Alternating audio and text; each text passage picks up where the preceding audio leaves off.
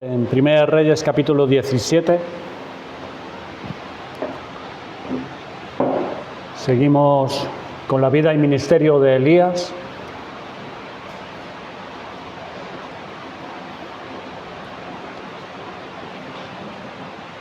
Pidamos la ayuda al Señor.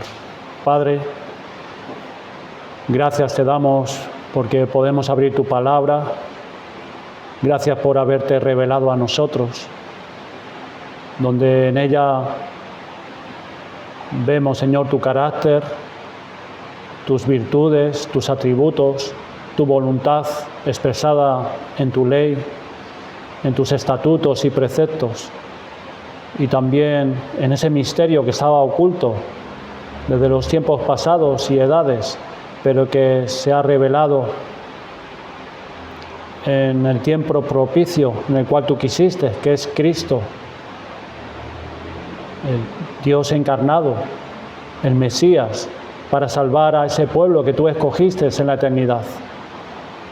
Señor, te damos gracias porque podemos en la palabra poder saber cómo nos debemos conducir, y tú nos traes las enseñanzas y nos instruyes, nos amonestas y exhortas y nos expones tus promesas preciosas para que tomemos aliento y fortaleza para seguir en el camino. Ayúdanos en esta mañana, que podamos recibir tu palabra, la enseñanza, y hacerla nuestra por la fe, para poder aplicarla y así ser obedientes, y podamos ver el fruto de nuestra obediencia. Y tú seas glorificado y tu Hijo Jesucristo exaltado por nosotros. Te lo pedimos en el nombre de Cristo. Amén. Mirando la vida y el ministerio del profeta Elías, hemos querido acercarnos a uno de los aspectos de su vida que explícitamente se nos llama en el Nuevo Testamento, a que lo consideremos para imitarlo, y es el de la oración, es lo que consideramos la semana pasada. Estamos viendo virtudes en la vida de este hombre que son verdaderamente sobresalientes en él. La obra de gracia de Dios desarrolló en él la obediencia, la paciencia, la fe en esos tratos personales de Dios con él. Pero de todas ellas, si hay alguna en la que debemos de fijarnos, es en la oración, algo que fue tan esencial para él como lo es para nosotros. Nos hemos detenido concretamente en esta oración del capítulo 17, del 20 al 22, pero los detalles que nos son dados de su vida nos muestran que él era en verdad un hombre de oración, uno que había pasado por la escuela de la oración. Y ahora lo vemos de qué forma lo hacía. Se nos dice en el Nuevo Testamento que su oración era ferviente y eficaz. Santiago 5, versículos 16-17. Y esa es la clase de oración que puede mucho. Pero nos hemos fijado primero en la preparación de la oración ferviente y eficaz, lo que consideramos la semana pasada, es decir, en el contexto de ella, que él oraba de esa manera, pues era un hombre que tenía familiaridad con el trono de la gracia, que ese lugar era un lugar bien conocido por él. Frecuentaba a menudo ese lugar, pues un hombre de entrada no ora así como él oró, no pide lo que él pidió como se ve ahí que ora, sino ha cultivado y progresado en la oración. Luego hay que destacar la pureza de su corazón y vida. Él era justo, un hombre justo, y es conocido como varón de Dios. Por eso oraba bien, porque vivía bien. Y tenía ese principio de amor sin egoísmo. Las cargas de otro las hacía suya. Oraba por ese niño como si fuera el suyo. El profeta andaba en estas cosas y por eso podía orar de esta manera. Antes de pasar al otro punto de hoy que vamos a considerar, es necesario hacer una observación primero. Estamos mirando como ejemplo de oración para imitar a uno que se le concedió lo que pidió, la resurrección de un niño muerto. Alguno de nosotros podría pensar, Si oramos oraciones aceptables a Dios, como la de Elías, ¿conseguiremos nosotros lo mismo? ¿Podremos nosotros orar y conseguir maravillas similares a las que él pudo orar y consiguió? Hay algunos que siguen esa regla, diciendo tú pide todo porque Dios te lo va a dar. Si tú eres sincero, el Señor te lo dará. Si tenemos la misma fe que Elías, haremos las mismas maravillas. Recordemos, hermanos, que en la historia de la salvación Dios ha realizado señales y maravillas en 3 etapas determinadas. Esto es muy importante que lo tengamos claramente entendido. La inauguración del Antiguo Pacto es una etapa, el principio del ministerio de los profetas es otra etapa, y la inauguración del Nuevo Pacto, lo que estamos considerando en el libro de Hechos en la primera hora. Fuera de ahí, Dios no suele hacer señales y milagros de esa naturaleza. Jeremías, Isaías, Juan el Bautista no hizo ni un solo milagro por oración. ¿Quiere decir eso que no eran hombres de oración? Ni mucho menos. De ahí que la oración ferviente y eficaz no se mide por las maravillas que hace, sino por los elementos que estamos mirando. Entonces, miremos hoy, hermanos, en esta mañana, la base de la oración eficaz. En segundo lugar, el espíritu de la oración eficaz. Primero, la base de la oración eficaz. Vemos a un hombre que se va a un lugar solitario con un niño muerto en sus brazos y cuando sale de ahí, sale con ese niño vivo. ¿Qué pasó ahí dentro? ¿Qué hizo y cómo lo hizo Elías? Lo mismo Ana, fue al templo como una mujer destrozada y salió de allí renovada. ¿Qué hizo? ¿Cómo lo hizo? Pues Elías oró, simplemente oró, pero oró una oración ferviente y eficaz. ¿Dónde se apoyó Elías para orar de esa manera? ¿Dónde se fundamentaba el profeta para orar eso? Las propias palabras de Elías nos indican algo de esto en los versículos 20 y 21. Dice, clamando a Jehová, dijo, Jehová, Dios mío. Esta frase la repite 2 veces. Jehová, Dios mío. Y no es una mera repetición de relleno, sino para indicarnos dónde se agarraba en su corazón mientras Elías hacía su oración. De los muchos nombres con los cuales se ha dado a conocer Dios, como por ejemplo Adonai, Elohim, el Todopoderoso, cada uno de ellos destaca una de sus características y atributos, pero aquí usa ese nombre que define que Dios es el Dios del pacto, que hizo pacto con su pueblo y lo mantiene. Y ese es el nombre Jehová, nombre que indica que Dios escogió a Israel para ser su pueblo, para preservarlo y ponerlo como objeto de su complacencia y amor. Y lo establece mediante pacto, solemne promesa y compromiso, no de la criatura, sino de Dios, de Él. Y ese permanece estable, pues yo soy el que soy, dice Dios. Él es el mismo, el Dios que hizo pacto con Israel para que fuera su pueblo, permanece inmutable, no cambia. Pero podemos fijarnos que dice Jehová mi Dios. No se queda con que Jehová es el Dios del pueblo, sino ese Dios que hizo pacto con Israel es mi Dios, dice Elías. Mi Dios, de forma personal, directa e individual. Se dirigía al Dios que había hecho pacto con Israel. pero de forma personal, individual. Ese es mi Dios. Esta era la base, hermanos, en la que se apoyaba Elías en la oración. El trasfondo, el marco donde él desarrollaba de forma consciente su oración. Oraba asentado sobre esta verdad, sobre este fundamento.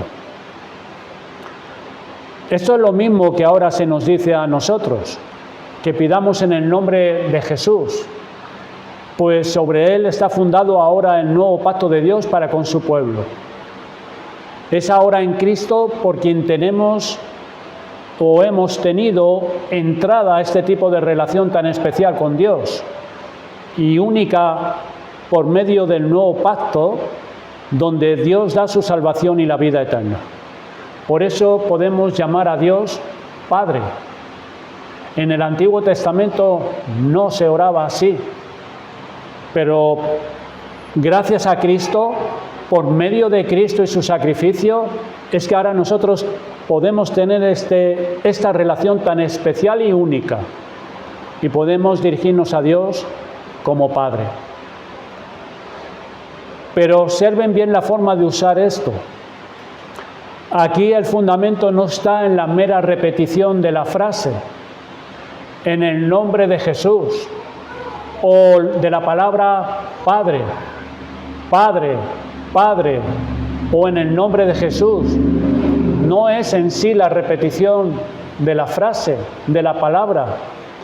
No consiste en repetir las palabras y acostumbrarnos a decirlas, sino que esa repetición indica en Elías un ejercicio constante y continuo durante la oración de la fe, pero la fe en que Dios es el Dios del pacto. Esto es lo que tenemos que mantener nosotros en nuestra mente, por la fe mientras estamos orando, que Dios ha venido a ser nuestro Padre en Cristo, que estamos hablando con el Dios Todopoderoso, Rey de los cielos y de la tierra, pero que por su gracia es nuestro Padre. Y esto no se hace diciendo una palabra, sino recordando continuamente con quién estamos hablando y quién es para nosotros en virtud de Cristo. Esta puede ser, hermanos, una de las debilidades de nuestras oraciones. No tomamos tiempo para pensar con quién estamos hablando. ¿Quién es este Dios? Que en virtud de su gracia podemos relacionarnos con Él como hijos suyos amados. No lo podemos ver con nuestros ojos, por eso lo debemos traer por la fe a nosotros. Y nuestras peticiones pueden llegar a ser tan débiles porque no estamos creyendo de que en realidad ese Dios todopoderoso es nuestro Padre. Esto es lo que quería decir Jesús en Lucas 11, del 9 al 13. El Señor decía allí: y yo os digo, pedid y se os dará, buscad y hallaréis, llamad y se os abrirá, porque todo aquel que pide, recibe, y el que busca, halla, y al que llama, se le abrirá. Y el Señor ahora dice, argumentando: ¿qué padre de vosotros, si su hijo le pide pan, le dará una piedra? ¿O si pescado en lugar de pescado, le dará una serpiente? ¿O si le pide un huevo, le dará un escorpión? Y ahora viene el argumento final de Cristo: pues si vosotros, siendo malos como sois, sabéis dar buenas dádivas a vuestros hijos, ¿cuánto más vuestro Padre Celestial? ¿Cuánto más vuestro Padre Celestial dará el Espíritu Santo a los que se lo pidan? Ahí está la confianza que el creyente tiene que tener cuando se acerca al trono de la gracia. A obedecer al Señor, que nos manda que nos acerquemos a Él en oración, a pedirle las cosas que necesitamos, a darle gracias. La confianza que mantenemos en que Dios es nuestro Padre es la base de la confianza en que nos oirá y atenderá en las cosas que le pedimos. Mientras menos confianza tengamos en Dios como Padre, más genéricos seremos en nuestra forma de orar, más ambiguos seremos en nuestras oraciones, no iremos a buscar ayuda ante aquel que nos oirá y atenderá. Somos propensos a olvidarnos quién es Dios y qué relación ahora tenemos con Él en Cristo. Y esto repercute tremendamente en la oración. La oración eficaz, entonces, hermanos, no solo trae a la mente en la oración quién es Dios y qué relación tenemos con Él, sino que mantenemos la confianza de que Dios es nuestro Padre mientras estamos orando, como lo vemos en esta oración. Por eso buscaremos esas cosas de Él. En segundo lugar, consideremos el espíritu de la oración eficaz. La oración de Elías fue una oración intensa. La forma que se nos describe cómo él oró concuerda con esto. Fue una oración de estas características. Ahí en el versículo 20 se nos dice que orando clamaba. Y clamando a Jehová. Y después tendiéndose sobre el niño, en el versículo 21, nos dice que volvió a orar clamando. Hermanos, ¿qué quiere decir esto? Que no estaba paseando Elías por la habitación, mirando por la ventana con el niño tendido allí en la cama y teniendo alguna oración. No, tenía un gran peso por todo esto y él estaba entregado del todo a ello, clamando. Si hay algo que demanda toda nuestra energía, capacidades y facultades, tanto de la mente, del espíritu como del cuerpo, eso es la oración. Y esto es lo que vemos aquí en Elías. La oración, hermanos y hermanas, demanda esto de nosotros, igual que la adoración. Demanda toda nuestra energía, todas nuestras capacidades y facultades de la mente, del espíritu, del cuerpo. Un hombre entregado por entero era Elías, en ese cuarto, en ese aposento. Cuando se nos dice orar sin cesar, significa que siempre que tengamos la mente libre, podemos llevarla a Dios y podemos orar mientras estamos haciendo otras cosas. Pero aquí se refiere a entregarse de forma específica, concreta y exclusiva a la oración. Y por eso se va a un lugar donde se puede entregar a ello, por entero, en su ser, a eso que va a hacer. En verdad, orar, hermanos, de esta forma es más difícil que predicar. En el acto de predicar hay algunos estímulos exteriores en el ambiente, en los rostros de los presentes, que puede existir una relación que incentiva al predicador. Igualmente en la lectura de la palabra, hay elementos en el acto de leer la Biblia que nos ayudan a ello. Nos es más fácil, como por ejemplo, ¿qué elementos? El querer saber, el querer comprender cierta cosa en la palabra, y vamos a abrirla. La curiosidad. ¿Qué significa esta palabra? ¿Cuál es la enseñanza principal de este pasaje? Existen esos elementos en leer la palabra de Dios. Pero hermanos, orar así, orar de esta manera, retirarnos solos para dedicarnos a ello por un tiempo seriamente. ¿Cuántos ataques? ¿Qué gran lucha para orar? ¿Cuántas distracciones de dentro de nosotros mismos que nos quieren impedir orar clamando a Dios? En cambio, la lectura no es así. ¿Y cuánta lucha hay, hermanos? Fue una oración intensa. Pero además de ser una oración intensa, fue una oración inteligente, con entendimiento. Observando el contenido de esta oración, nos podemos percatar que no salía de su boca una tremenda carga afectiva y emocional de Elías. Unas palabras traídas de los sentimientos que surgían ante ese niño muerto en la cama, sino más bien Elías estaba como razonando con Dios, argumentando, trayendo razonamientos ante Dios. En el versículo 20, y clamando a Jehová, dijo: Jehová, Dios mío, aún a la viuda en cuya casa estoy hospedado has afligido, haciéndole morir su hijo.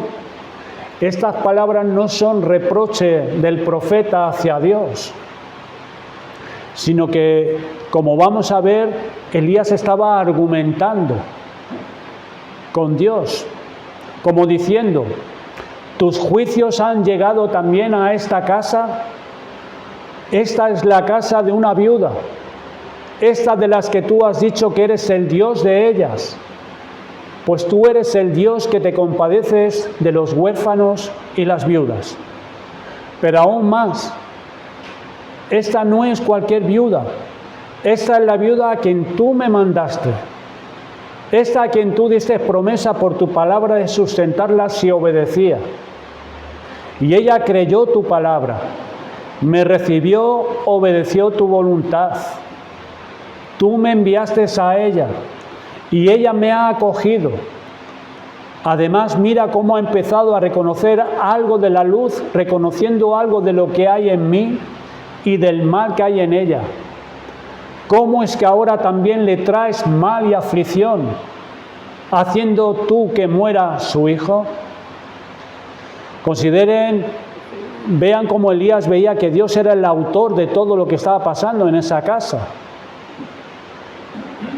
Estos son los argumentos espirituales en la oración, que no es abrir la boca para sacar de ella una carga sentimental de la emoción y la tristeza por la necesidad de algo que uno quiere de Dios y que se pone a repetir pidiendo lo mismo.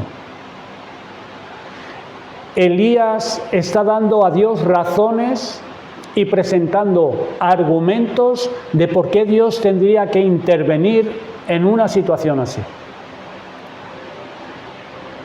Cuando uno mira las oraciones que se nos ponen en la Biblia, encuentra algo de esto en ellas. Por ejemplo, miren en 1 Samuel, capítulo 1, los argumentos de Ana.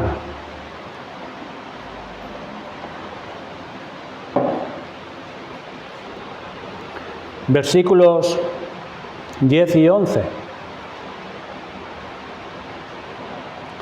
Dice 1 Samuel 1, 10 y 11. Ella con amargura de alma oró a Jehová y lloró abundantemente. E hizo voto, diciendo: Jehová de los ejércitos, si te dignares mirar la aflicción de tu sierva, y te acordares de mí, y no te olvidares de tu sierva, sino que dieres a tu sierva un hijo varón, yo lo dedicaré a Jehová todos los días de su vida, y no pasará navaja sobre su cabeza. Aquí Ana estaba grandemente afectada por lo que le pasaba, pero no eran puros sentimientos brotando por la boca pidiendo de forma ciega para salir de ese apuro, sino argumentando con Dios, expresando su propósito firme, serio e inamovible. O los razonamientos de Abraham en Génesis capítulo 18, 23 al 25, esos razonamientos de Abraham con Dios para salvar a Lot del fuego de Sodoma. Y miren cómo Abraham empieza a argumentar con Dios, a razonar con Dios. Dice así: se acercó a Abraham y dijo: ¿destruirás también al justo con el impío? Quizá haya 50 justos dentro de la ciudad. ¿Destruirás también y no perdonarás al lugar por amor a los 50 justos que están dentro de él? Lejos de ti el hacer tal, está hablando Abraham a Dios, que hagas morir al justo con el impío y que sea el justo tratado como el impío. Nunca tal hagas. El juez de toda la tierra no ha de hacer lo que es justo. ¿Qué hace Abraham aquí? Pues Abraham coge uno de los atributos de Dios, su justicia, y empieza a argumentar con eso para que Dios lo aplique y salve al justo Lot. La justicia de Dios. Por eso Abraham le dice: el juez de toda la tierra no ha de hacer lo que es justo. Y como le place tal cosa a Dios, le dice que sí. Dios va por ahí, versículo 26. Entonces respondió Jehová: si hallar en Sodoma 50 justos dentro de la ciudad, perdonaré a todo ese lugar por amor de ellos. Luego vemos que hasta 10, como argumentaba Abraham, y hasta 10 al final. Y por gracia el Señor salvó a Lot y a su familia y destruyó Sodoma. Y así vemos Daniel, Nehemías y muchos ejemplos más de oraciones de hombres en las Escrituras. Estas eran peticiones que tenían que ver con la justicia de Dios, con el juicio de Dios, de la gloria de Dios, de la salvación de las almas, argumentos que tenían que ver con estos asuntos de la extensión del reino de Dios. La palabra de Dios nos exhorta a que tenemos que orar con el Espíritu, pero tenemos que orar con el entendimiento. Tenemos que pensar cuando oramos. No es solo una descarga emotiva de emociones y sentimientos que hay en nuestro interior, sino que hay que pensar correctamente, desarrollando nuestras peticiones, argumentando en base a las virtudes de Dios, sus atributos, sus obras, sus promesas. La oración eficaz que Dios oye no solo es intensa, sino que también es inteligente, esto es, con entendimiento. Traemos delante de Dios razones y argumentos para pedir estas cosas que estamos pidiendo, no con la confianza en nuestros razonamientos, no los usamos de la manera adecuada y con la conciencia de fondo que no se haga mi voluntad sino la suya, la tuya, pero con todo y con eso, hermanos, hagamos como Elías. Traigamos nuestras razones y derramémoslas delante de Dios de por qué pedimos estas cosas. Señor, tú has dicho. Señor, tú has dicho en tu palabra. Y pedir así. Usemos nuestra mente y demos a Dios las razones de por qué pedimos tal cosa. Y por último, es una oración persistente. Es una oración intensa, una oración con entendimiento, una oración inteligente y una oración persistente. Elías oró al Señor clamando en el versículo 20 y nada, no hubo respuesta. Y luego en el versículo 21 se tendió sobre él y siguió clamando. Pero tampoco hubo respuesta, nada. Y lo hizo otra vez y otra vez más. Hermanos, ¿qué hubiéramos hecho alguno de nosotros? Pues es muy probable que lo hubiéramos intentado un par de veces y rápidamente hubiéramos llegado a una conclusión. Esta no es la voluntad de Dios. Y hubiéramos dejado de pedir tal cosa. Pero Elías siguió hasta que Dios oyó. Versículo 22. Y Jehová oyó la voz de Elías, y el alma del niño volvió a él y revivió. Y Jehová oyó la voz de Elías. Qué cosa más sorprendente, hermanos. Esto no nos debe dejar de sorprendernos. Que el Dios que hizo los cielos y la tierra, cuya voz es como estruendo de muchas aguas, oiga la voz de un hombre en su petición y se la conceda. ¿Qué hubiera pasado si él se hubiera detenido en el segundo intento? Lo mismo que el ciego Bartimeo. ¿Qué si se hubiera parado cuando la gente le dijo que no siguiera clamando y dejara de molestar a Jesús? Pues lejos de parar, clamó más fuerte todavía. Y el Señor lo recibió y le concedió aquello que él pedía, que pudiera ver.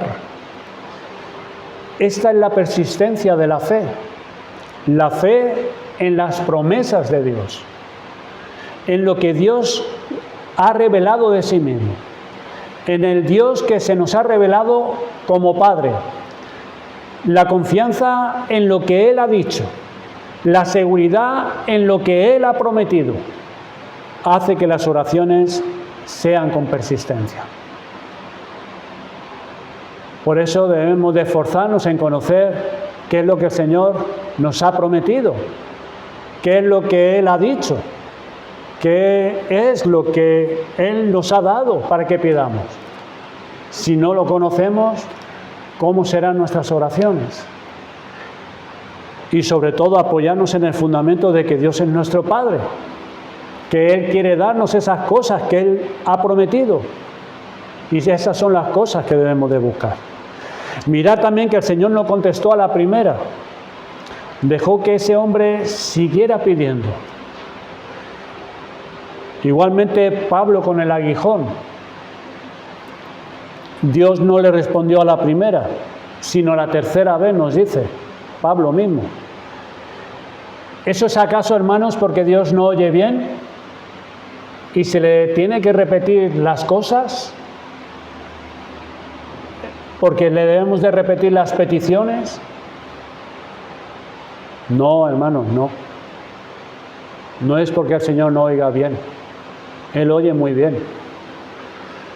Miren el ejemplo de la mujer cananea en Mateo 15, 22 al 28. ¿Cuántas veces tuvo que pedirle a Jesús que la atendiese? Y Cristo quiso también que le pidiese todas esas veces. ¿Qué hubiera pasado si se hubiera parado y se hubiera desanimado y no hubiera continuado hasta el final esta mujer? Pues que el demonio hubiera seguido ejerciendo violencia sobre su hija. Y eso hubiera sido terrible para ambas. La fe que a Dios le agrada es la de fe. La fe que lleva esa oración a ser eficaz. La fe que persiste. Y escucha al final, hágase contigo como quieres. Esa es la fe que a Dios le agrada. Esa es la oración de fe que Dios quiere. La persistencia en la oración es una de las cosas sobre las que Cristo nos ha querido enseñar y de una forma muy notoria en el Nuevo Testamento, incluso poniendo ejemplos que nos deben de llamar mucho la atención. Miren en Lucas 11, versículos del 5 al 9.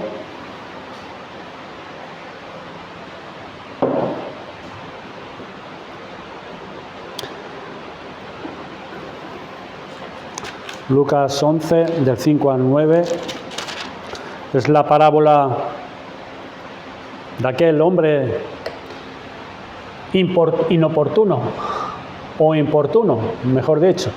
El amigo que viene a una hora totalmente inoportuna e insiste a su amigo. Les dijo también una parábola: ¿quién de vosotros que tenga un amigo va a él a medianoche y le dice: amigo, préstame 3 panes? Porque un amigo mío ha venido a mí de viaje y no tengo que ponerle delante. Y aquel respondiendo desde adentro le dice: no me molestes, la puerta ya está cerrada y mis niños están conmigo en cama, no puedo levantarme y dártelos.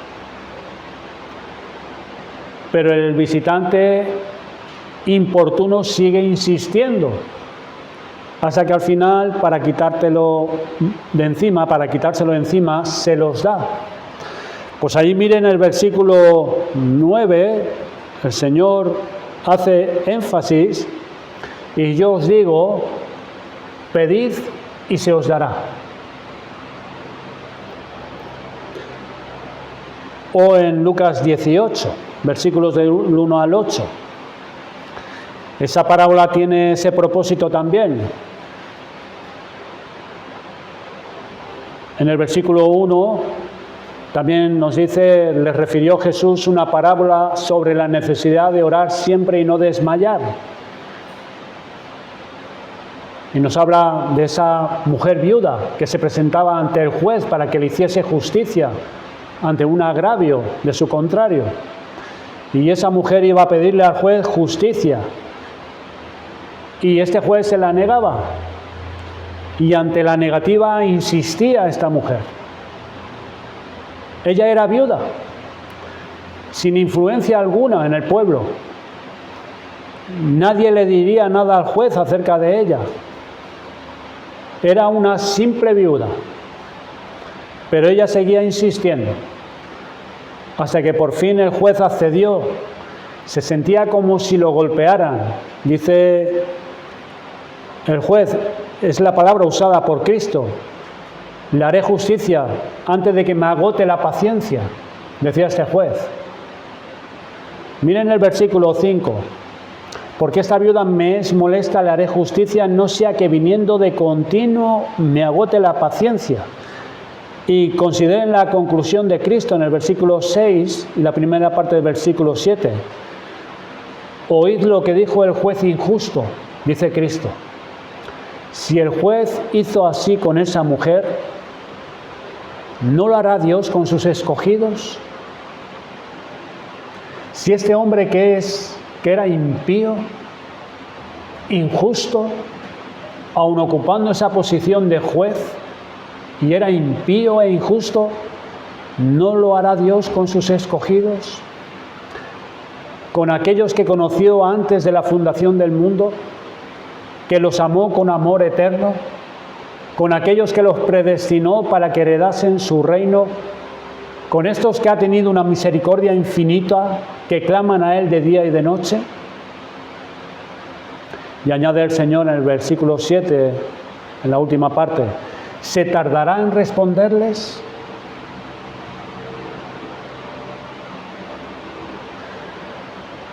Esta es la fe que prevalece, la fe que persiste. Teniendo esto en nuestra mente.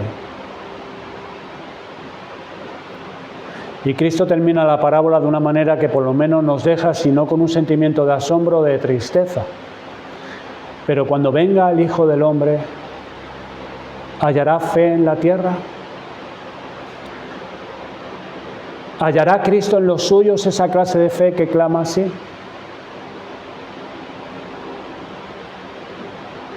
Tomemos buena nota de estos ejemplos que se salen de lo normal, pues Cristo nos quiere enseñar la necesidad de orar de forma persistente.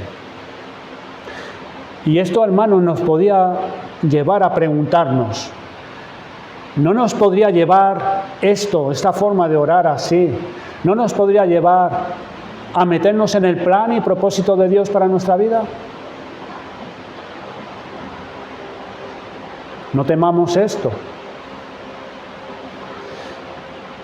¿Y si Dios quiere hacerte partícipe y que te dediques a ello más seriamente, a orar de esta manera por tu iglesia local, por tus hermanos en Cristo?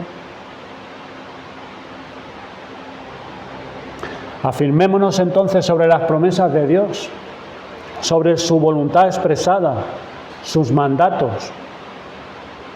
Traigamos en súplicas a Dios nuestros argumentos y razones para pedir a Dios. Y persistamos, Persistamos hasta que Dios mismo oiga nuestra súplica y nos indique el nuevo curso a seguir en cuanto a lo que estamos haciendo. Pues esto es lo que nos enseñan estos ejemplos. No nos paremos en la segunda vez, o a la quinta vez, o a la 10ª vez. Miren esta mañana Rodrigo, cómo nos exhortó a ello, viendo el ejemplo de Pablo, un blasfemo, blasfemaba el nombre de Cristo, blasfemaba el camino, blasfemaba el nombre de Jesús. ¿Y cómo el Señor lo salvó? Me refiero a nuestros familiares, como él también hacía hincapié, o tus hijos, o vecinos, compañeros de trabajo. Podemos pedir a Dios, acercándonos ante su trono de la gracia, argumentando con Dios. Pero podemos caer también en eso de, bueno, pero si el Señor no obra, si el Señor no lo regenera, ¿cómo voy a pedir? Apoyémonos en las cosas que Dios ha revelado. Señor, tú has dicho que tú no te agrada que el hombre impío vaya al infierno, que tú te deleitas en la salvación, que te deleitas en perdonar. Argumentemos y razonemos con Dios para pedir tal cosa. Señor, tuyo es el poder. Solo tú puedes salvar. Señor, si tú no salvas, no se va a salvar esa persona, porque se cree que está bien. Argumentemos en nuestras oraciones con Dios, trayendo lo que Dios nos ha revelado en su palabra. Es ahí que persistiremos en la oración, pidiendo con fe al Señor, en lo que Él nos ha revelado. ¿Cuál es su voluntad? Cogiendo atributos de Dios, su amor, su misericordia, su gracia, su gloria. Atrevámonos a presentarnos así ante Dios. Si tenemos razones y argumentos para pedir esto a Dios, y es de acuerdo a sus promesas, voluntad y mandatos, sigamos hasta que Él nos indique otra cosa.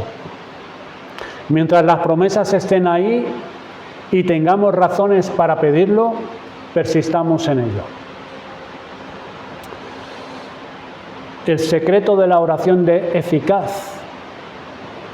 ¿Cuál es el secreto de la oración eficaz? A todos nos gustaría saltar aquí sin pasar por los 3 puntos anteriores. Pero Elías llegó aquí solo por medio de los 3 pasos anteriores. ¿Cómo habría vuelto Elías con el hijo vivo después de orar en su aposento? ¿Cómo pensaría Elías de Dios ahora? ¿Y la mujer qué vería ahí? ¿Qué rayo más tremendo de luz alumbró su mente y su corazón al ver el fruto de esa oración ferviente y eficaz, que fue abrazarse a la palabra de Dios como tal?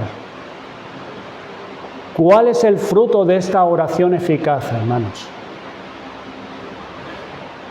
Que Dios oiga esa oración y contestándola muestre su poder, con descendencia y gran bondad, manifestando su grandeza. Ese es el fruto de la oración eficaz. Y esto porque había un hombre que oraba con una oración eficaz, con una fe que razonaba y que persistía. Esta fue una de esas mujeres que recibieron sus muertos mediante resurrección, lo que nos dice Hebreos capítulo 11, versículo 35.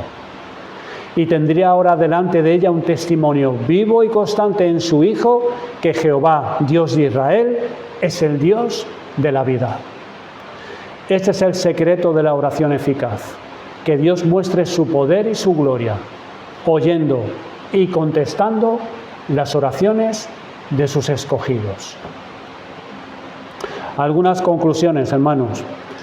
Dios nos conceda que podamos orar esta clase de oración, que podamos en verdad ver a Dios como nuestro Padre, por cuanto en Cristo nos ha dado el que podamos tratarlo así y podamos acercarnos a Él con confianza, no repitiendo una palabra, sino realmente con esto en nuestra mente, en nuestro corazón, que Él es nuestro Padre.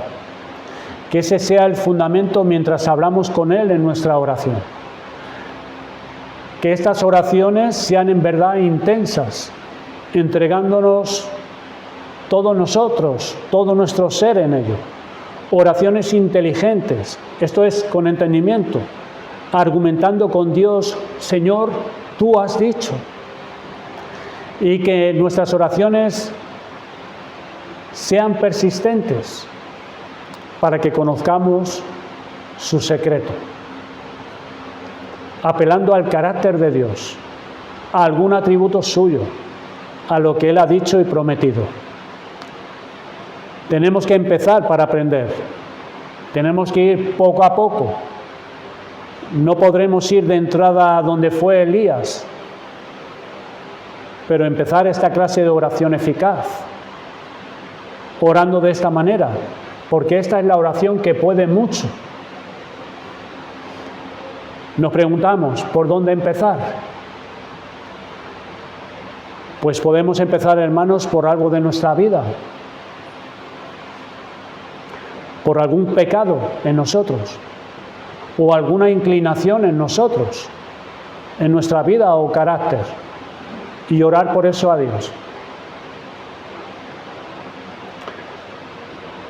Pero orar intensamente, esto es, asentados en Cristo y en su sacrificio, razonando y argumentando con Dios de por qué pedimos esto,